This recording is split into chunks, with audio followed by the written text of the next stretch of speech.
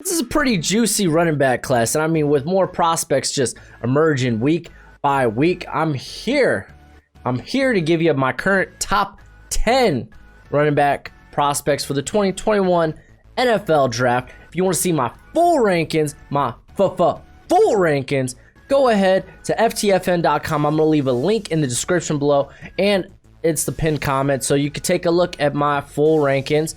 If you don't see your guy on there, I've yet to get to him. So, yeah, there is that. Also, you can follow me on the Flick Sports app. It's this little bugger right here. Go to the group, Never Too Early Draft, because it's never too early. And just talk with a bunch. It's basically like Sports Discord. You get to talk with a bunch of people that love college football. They love the NFL draft. So I'm going to leave a link in the description below for that as well. So help your boy out. Oh, and by the way, what's crack-lacking?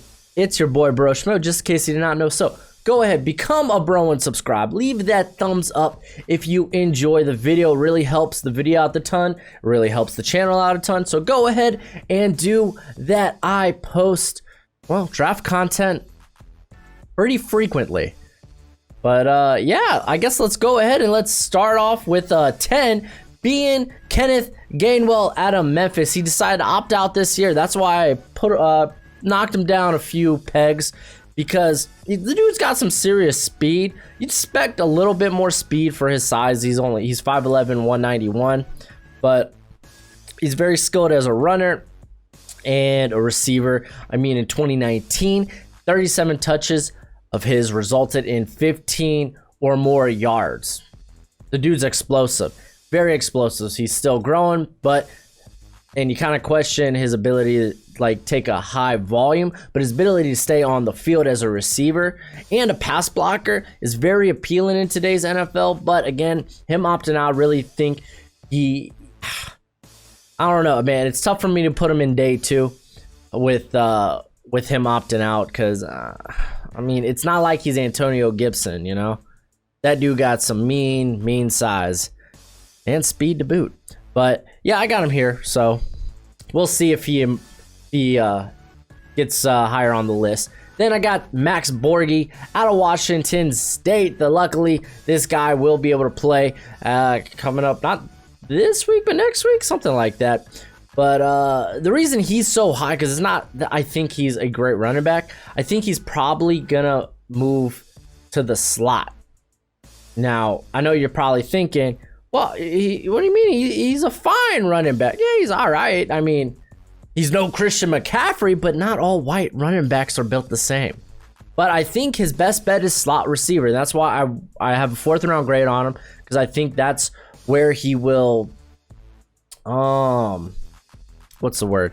Where I guess where he will be the most productive. I just see that's what his position's gonna be in the NFL for.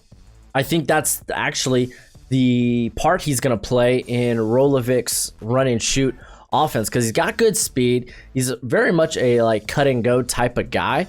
But again, slot receiver. This dude's got fantastic hands. He had 28 broken tackles on receptions in 2019. I just think that's the move. Then Zamir White out of Georgia here at 8. And we're getting to see a larger sample size from him, because he's been just behind studded backs, DeAndre Swift last year. But the guy, he was highly recruited, former 5-star. He really does have some pretty darn good athleticism. I wasn't impressed with the small sample size we saw in 2019. I really haven't been impressed with what I've seen thus far this season. I don't think, while he has the ability to evade tackles, I don't think he has the ability to shake off tackles. And you just don't, there's nothing dynamic about his game, you know. But I mean, with his size, he will find a part in the NFL if he could really turn on in this later part of the year. Then yeah, I definitely think he could be a top 50 pick. But right now, he's just probably one of the lesser impressive running backs to come out of Georgia. And then Michael Carter, welcome to the list, out of North Carolina. This guy, for all intents and purposes, he's a scat back. He's 5'9", almost 200 pounds, but the guy's just a playmaker with the ball in his hands, whether it's him coming out the backfield as a running back or as a receiver. He has 22 forced missed tackles on 57 attempts this season. He had 49 in 2019. The dude is just very good at making tacklers miss. He's very good in space, and that's kind of what the NFL is kind of moving towards. They're looking for those guys that can evade tackles in space. And I mean, to just put the cherry on top, he can pass protect. Man after my own heart. So we got Trey Sermon out of Ohio State. He's going to be playing this week. I've equated this guy to like Beast Quake Light. Yeah, that's right. I think he's got a very similar running style to Marshawn Lynch. Pretty slippery, kind of just shrugs off contact, but he lacks explosion or breakaway speed, matter of fact. And I mean, the thing with him, it's like you love his ability to break tackles. I mean, his broken tackle rate over his career is just pretty absurd. There's really no pass catching ability to speak of, but I mean, his elusiveness and overall just balance, like I said, the dude just eats contact, just absorbs it. That type of stuff translates well to the next level, especially for those backs that are about 6 foot or smaller. They're around that 220 type area. I mean, we're seeing it with James Robinson. But before we get into the top 5, go ahead, become a freaking bro and subscribe. Leave a thumbs up if you enjoy the video. That's right, friendly reminder. Also, the whole Flick Sports, I'm on there. Check out the group. Never too early draft. Bam, there it is. But yeah, again, link in the description below. If you want to have some good college football / NFL draft Discord amongst the community, you could go do it there. It's pretty dope.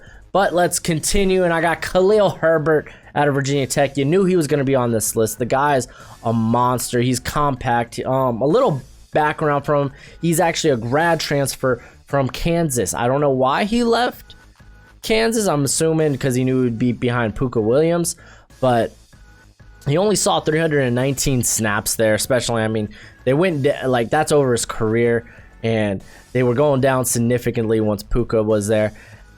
But the dude's really taken this year like by fire. Off 61 carries, he has almost 600 yards, 18 broken tackles, just absurd. I talked about James Robinson a bit earlier, just a little bit, and like you're seeing him succeed in the league, and it's not like he's extremely explosive. It's not like he's fast. He's compact. The guy has good balance. He absorbs contact, and he's like consistently, he could rip off gains of 4 to 5 yards. And those type of backs, they just translate well to the NFL. And Herbert here, he's 5'9", 212. And his game, a bit of the same, man. His size translates. Dude's got a low center of gravity, absorbs contact. I mean, he's just checking all that. And by the way, the dude's actually got pretty good explosiveness and wheels on him. So Herbert, I don't think there's no reason this guy could be a day 2 pick. The only thing is, okay, there's no pass catching upside to speak of, but it kind of is what it is. I mean, if a guy like Josh Kelly could go early in the draft, then why not? And then at 4, Journey Brown out of Penn State. I wanted to keep him high on this list until he plays. Just because he's got the size that translates well to the NFL. Impressive speed, power too. The guy, he's expected to run in the low 4.3s. Honestly, could tear up the combine, kind of pull like what a Miles Sanders did, and that got him drafted in the 2nd round. But where he excels, he's very good inside runner. He shows good patience, good vision. I do want to see a bit more in the passing game from him, but again, the physical upside's immense. So again, a guy we could maybe see have a Miles Sanders-esque rise and be a day 2 guy. Then Chuba Hubbard, man, coming here at 3, and you could probably guess who the next 2 are.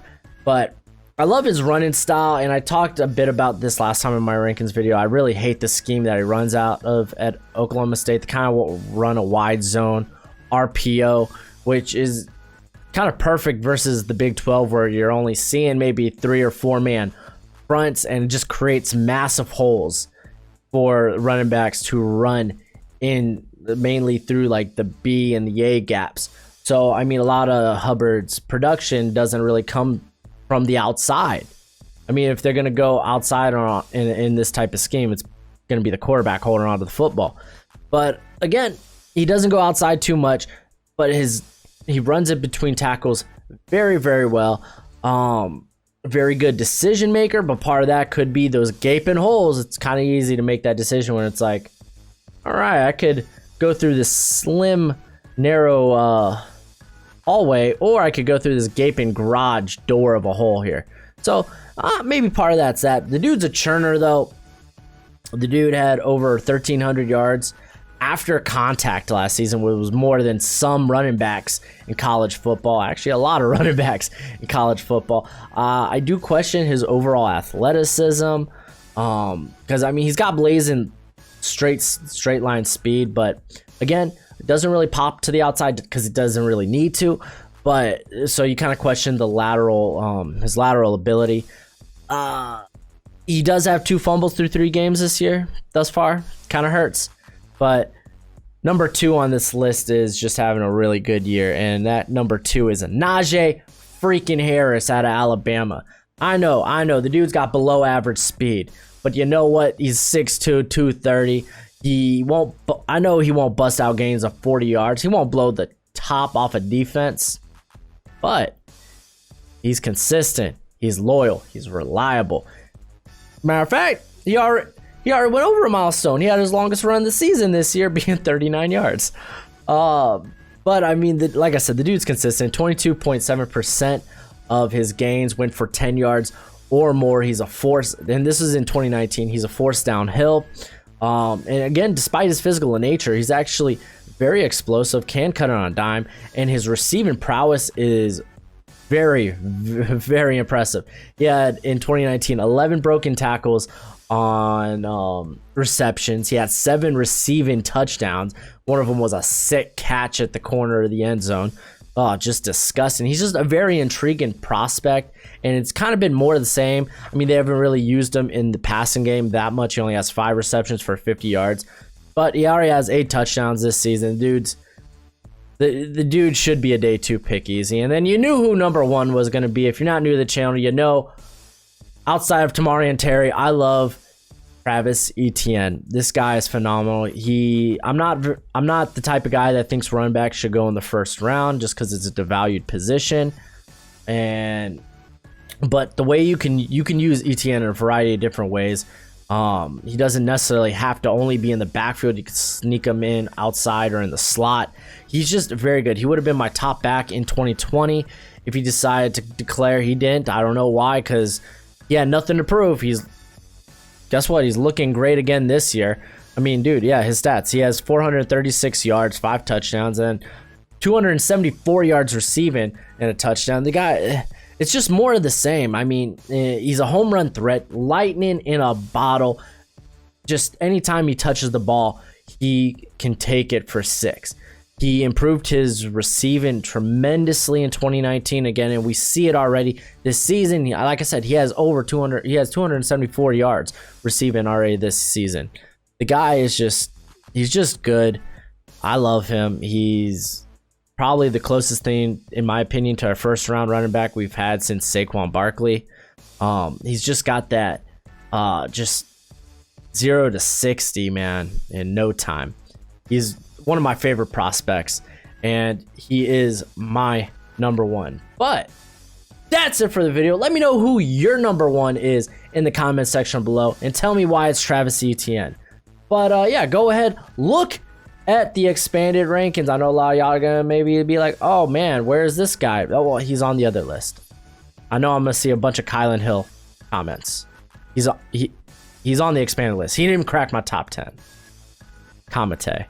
But yeah, been fun, and as always, till next time, you be easy, my friends. Later.